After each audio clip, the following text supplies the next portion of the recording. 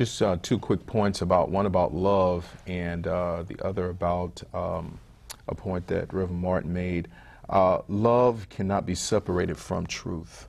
Any of us that have children know that to tell your child the truth about their behavior does not equate to I don't love you or I even hate you.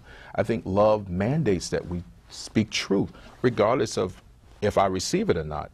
And I think that is the position of the church to the gay and lesbian community or homosexuals in general, is that there is a truth from God, there is a standard, there is a line drawn in the sand that God himself drew, and we are not to cross that line. I think that was demonstrated very vividly in the story of the woman who was caught in adultery. Jesus said that he did not condemn her, but his words to her were, go and sin no more.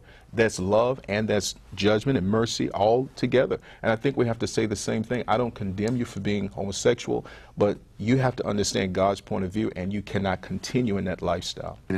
I believe that there is a place and a space for your ministry, Reverend Foster, for this ministry of overcoming or changing people for homosexuality. And I think it is a direct result of the homophobia, you know, that there is in America. I do think there's a place for you, but I don't think that you're supposed to be out here to change the 10% of the population that is homosexual. I think your calling is to deal with those people who, okay, I want to get out of this lifestyle, I want to change this lifestyle, but it's not to change her.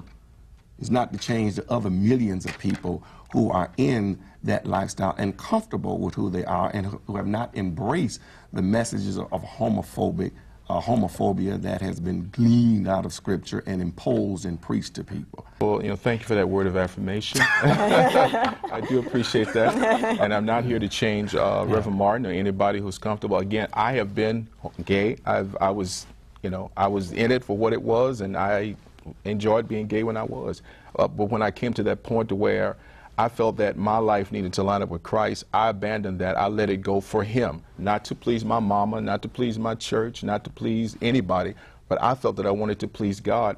And there are plenty of people who have that same, and it has nothing to do with homophobia. And I think that's kind of narrow to say that, oh, people only want to change because of homophobia. I didn't want to change because of homophobia. I wanted to change because God wanted me. I can look at my son. My son came to me when he was 21 years old and told me, Daddy, this is who I am. And I said, fine, okay. You know, I kind of knew you were going to be this way, so it's fine.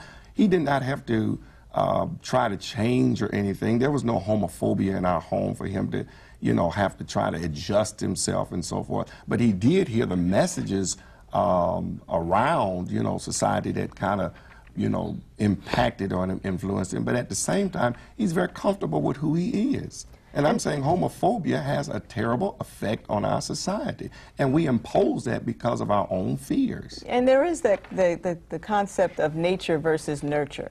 Some people are homosexual, been homosexual all their life. You know, that's all we know who we are.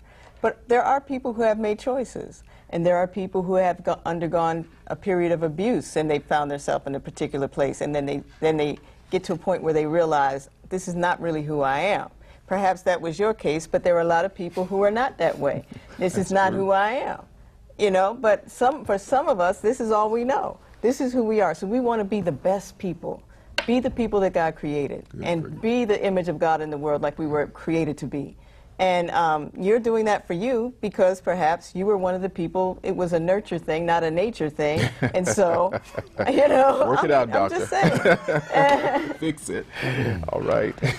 Just saying. Yeah, I understand that, and I don't get into nurture-nature arguments. I get into what we have to have a very definitive. God said, put a difference between what is holy and what is unholy, and I believe that, you know, anything outside of His will, whether you are, you know, mag daddy with all the women or whether you mag daddy with all the men, if that is not what God's standard is for us in a sexual relationship, we are not to follow that path.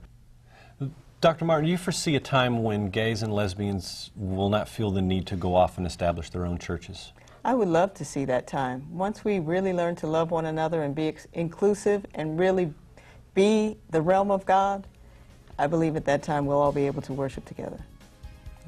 I'd like to thank all of you for joining me today. Thank you for joining us today on In Focus, Atlanta's only interfaith news magazine show. I'm David Ball. I'll see you soon.